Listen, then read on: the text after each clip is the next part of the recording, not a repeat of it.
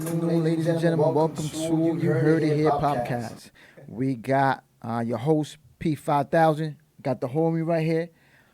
Today, our brother was not able to be here today. He had other issues with the family today.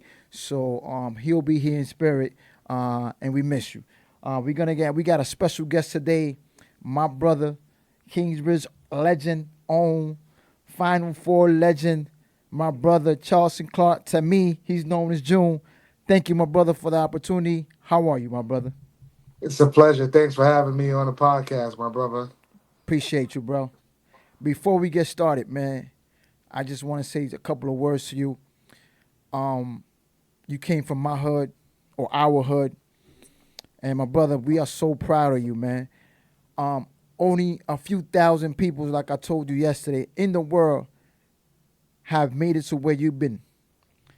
Been in the Final Four, McDonald All-American, great person, and we appreciate you, my brother. I feel I, like I had to give you your flowers today. And yo, if we don't say it enough, we love you in Kingsbridge. We appreciate you from day one, my brother. I greatly appreciate you. Thank you. You guys held me down from young, right? Yes, You guys sir. made sure I stayed out of trouble. You made sure I went to school. You guys made sure when I was playing basketball, my head was focused. So if I've never told you, I appreciate you because without you and the rest of the homies and the fellas giving me that guidance and that love to making sure I stayed on the right path and not run into the streets and do all the unnecessary other stuff that we usually do, I wouldn't have made it this far. So I greatly appreciate you, my brother, and I got nothing but love and respect for you. Yes, sir. Same here, brother. We're gonna go ahead and get started. Just let people know a little bit about yourself. Charlton Clark, born and raised in the Bronx, lived on Kingsbridge all my life. Grew up around you guys. Um, Back in the days, idolized you, Pedro, my other brother Ian, Orlando, Antigua. Puerto Rican sensation was in the area. Went to the same high school. Um, Played all three sports. I played basketball, baseball, and football. Kind of latched on to basketball as I started when I was around 11, 12 years old. Played for the legendary New York Gauchos with the likes of Stephon Marbury, Felipe Lopez, Guard Shamgard. Um, the list goes on and on. Gary Saunders, a lot of those guys that I played with went Division One, high Division One. Some of them went to the pros. Um, just doing well. Blessed to be here. Blessed to be a part of that era and that generation. Could definitely say I'm one of the ones from the hood who made it out. Right. Went to St. Raymond's High School. Was New York State Player of the Year while I was in high school. Won a city and state championship. Went on to the University of Massachusetts to play for Coach John Calipari, who's now currently coaching at Kentucky. Did 4 years, was a unrestricted free agent, got drafted to the Golden State Warriors, which ain't the Golden State Warriors now, but it's called something totally different back then. Um, got cut, went overseas, played overseas for 2 years in Russia on an A League team who traveled all around to play. Came home, and said, "Let me give back to the youth." Became an assistant principal, then a principal. Now, at a community-based organization that pushes into schools to help underserved and underprivileged kids in New York City. So now I'm a community school program director, just doing my part and helping out kids in the inner city.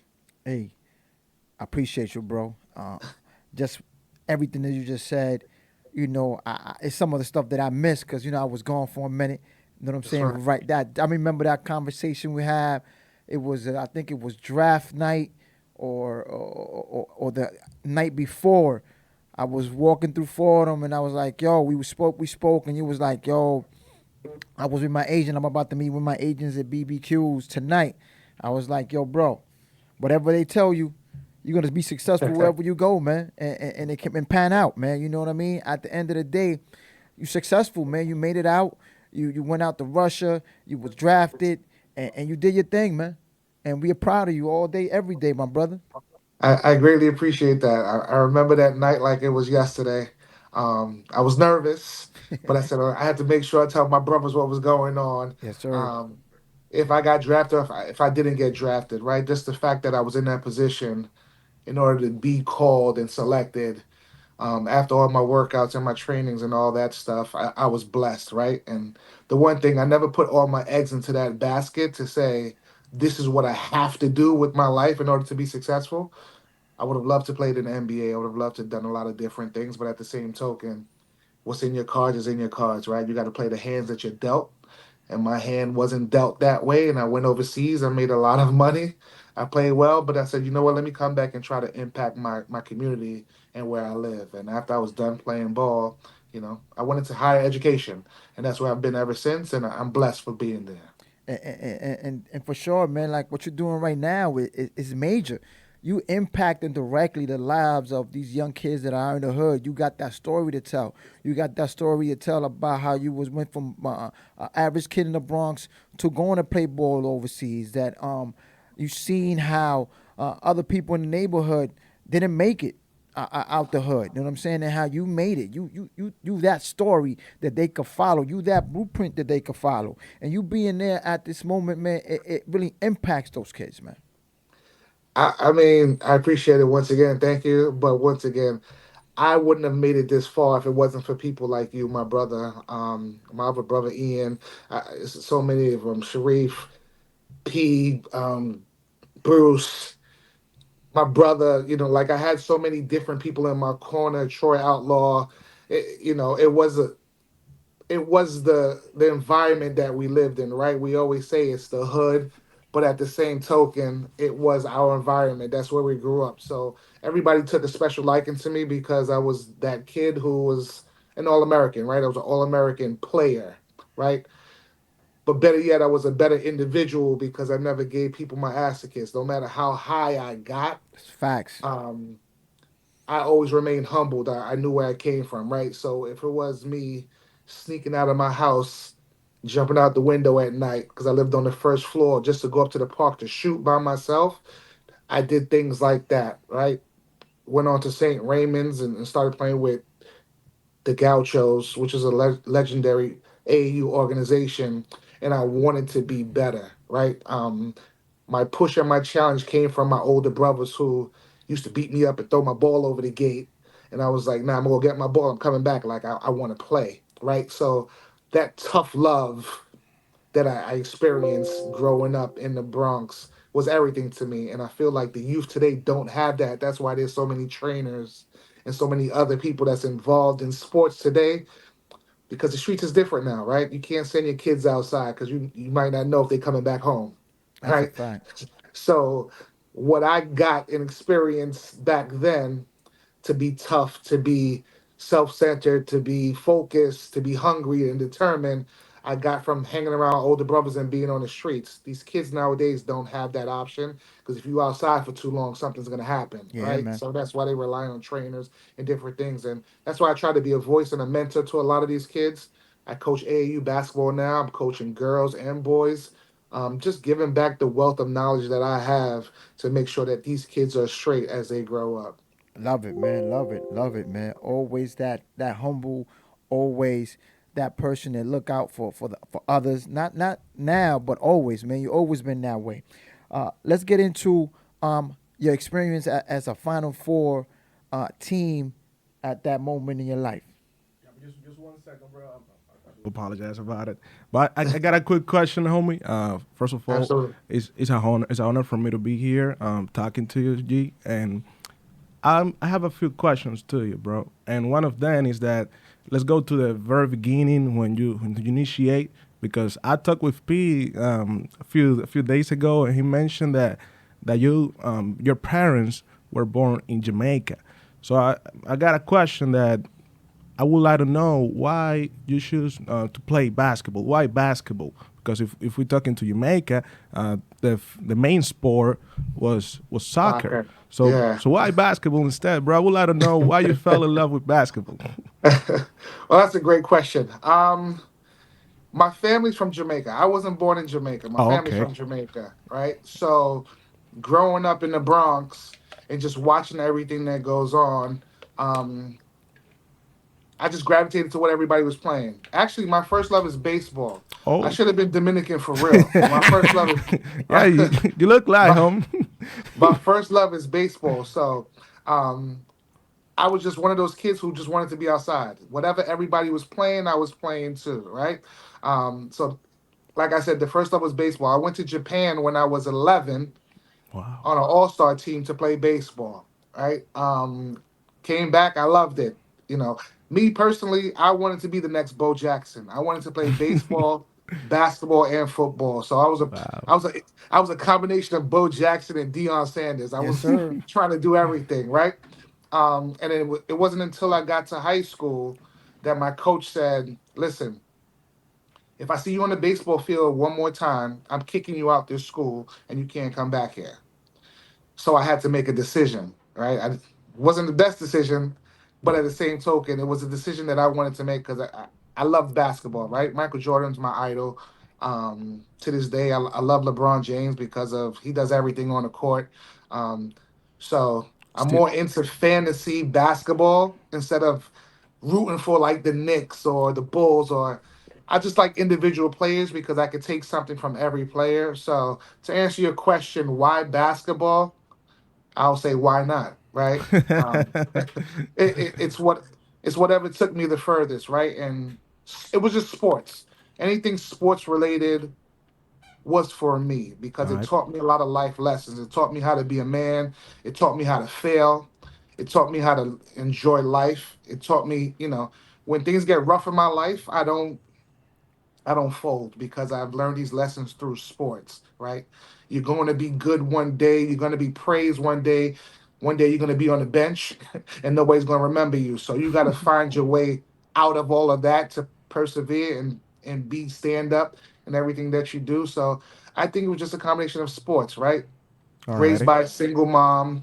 I was outside and Wow. and that's what it was, right? That's what kept me out of trouble. That's what kept me focused. That's what kept me wanting to go to school. The So that's fact that I great. was playing sports, So different things that I teach the kids now and the youth now, but it's also life lessons, right? Because Yeah. it's tough times in sports all the time. You're not going to be the greatest. You're not going to be, the LeBron James of everything. You might be that last person on the bench, and how you deal with that is a product of how your life is going to be. So, Yeah. Yes, you sir. know, it- And one more thing, bro, because I want you to tell the audience how difficult it was for you to make it to the university to UMass because you were actually a professional UMass player. So I would like you to know. I would like you to tell the audience how was that experience for everybody. it's a grind, right? In anything that you do, if you want to be good at something, you have to practice and put in 110% in order to get to that spot. So I'll tell you a story how I was growing up. I was always considered very good until I got to the national level and the state level, right? So now you have in your age group, you have over millions of kids who's trying to get to one spot, right? That's how So difficult it is. it's super difficult, right? So by my junior year, I was ranked like number 295 in the country as a basketball player. But let's emphasize something. That's 295 as a basketball player, right? But we talking about thousands of kids are in that ranking. You was 295. Just to be clear, we talking about the whole United States. We talking about a From country coast that to coast. from Yes. exactly from east to west, north to south. We talking Yes. about everyone that's there. We talking about thousands, maybe hundreds of thousands or hundred Easily thousand. easily hundreds of thousands, right? So Exactly. to be 295, right, is a It's great huge. accomplishment. Yes. To some, That's for not sure. to me. To some, not to me. So there was a magazine out at the time called Hoop Scoop, where you can always see where you were ranked and how people thought of you. So the more tournaments you go to, the more people see you, the more they write and say, hey, this kid fits in this category and this is where they're ranked. 295 was disrespectful to me. From where I'm from, Oh that's yeah. disrespectful to me, right? So my game plan and my thought process was I'm crossing them off as I get to the top, right? So my junior year, I'm going crazy. Summertime, school time, I'm going crazy. And from 295, I'm starting to see I'm moving up this ladder, right? By the time the summertime before my senior year, I went from 295 to number 15 in the country, right? Who's ahead of me? You have the Stephon Marburys, Kevin Garnett, Paul Pierce, Hall of Famers. Chauncey Billups, Hall of Fame. um, Ron Mercer, you name it. Robert Tractor Trailer, God bless the dead. Yeah. Um, so many people in front of me, but here I am at number 15, and Vince Carter, excuse me, my guy. Um, and I'm close. 15 still wasn't good enough for me, That right? that So that's how good you were, bro. Oh, you know what? It was the push, right? And everybody usually asks me, like, you know all these guys, you play with all these guys, and I'm like, yes. The key for me was I was jealous of those guys. I can say that now as a grown adult. I was jealous. You know why? Because when you mention them, I wanted you to mention me.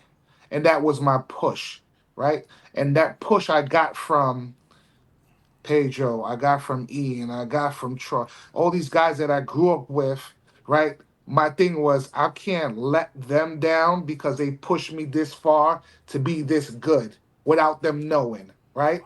It was the hunger, it was the determination, right? My family's from Jamaica. What do they know, right? They know soccer, they know how to get money, they know how to live life good. Um, all I knew was sports. That's what I knew, right? I wanted to make my family proud. So the push, the fight, the grit came from that, right? Like I said, if I could have played all three sports, I'd have played all three sports. But um, which in I these think that's the times, key. which in these times, they will encourage you to play the three sports, versus back then. Absolutely. Back then, it was A- like, no, focus on this now. Play the three. Let's see.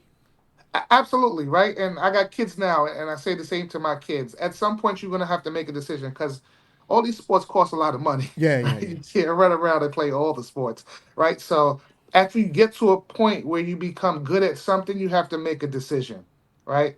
And my decision came early. It was like, I'm gonna stick to basketball, and I'm gonna ride this wave, right? And it was a great wave, and I'm still riding it, right? Yes, Because sir. I'm still teaching, and I'm still coaching, and I'm still mentoring, and being um, that guiding force that helps. And like I say, man, to be in the list of being in the top 15 players, and you have people it's like huge. Kevin Garnett, Vince Carter, Chauncey Billups, all these great names, and you are part of that Paul group. Pierce. Just alone being part of that group, man, it's just something that few people in the world, because we got to look at this as That's something right. as global. We 7 billion people.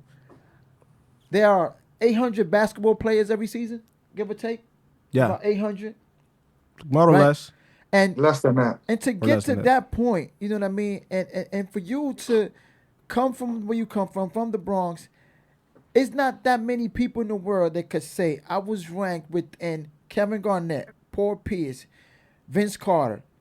It's not that many people that could say that in the world, right? This, It's not that many people in the world that could say that they made it to a final. It's NBA players that did not make it to a Final Four with their basketball team.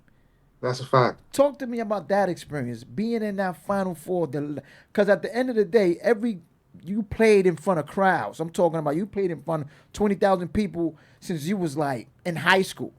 Because Right. St. Raymond was like, yo, we gonna see June. It's 15, 20,000 people there. And it's not the Listen, same. It's not the same. Like you be in practice, like making chalks, and then you go to that crowd.